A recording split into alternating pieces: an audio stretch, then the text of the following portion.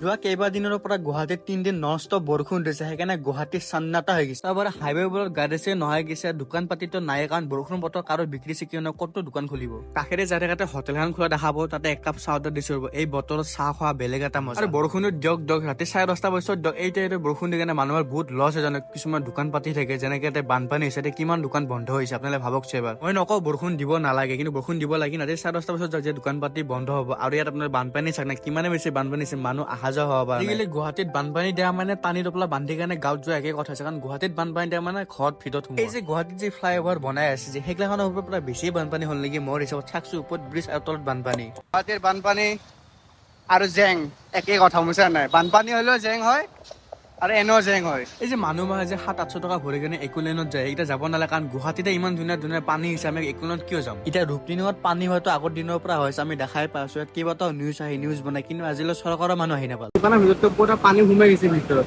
ইয়াততো মালিকতো বহুত লছ থাকে। গুৱাহাটীৰ বানপানী খেল ষ্টাৰ্ট হৈছে, আৰু জুন জুলাই বাকী আছে। ইতাতে ইমান হাহাকাৰ, জুন জুলাইতো আছে।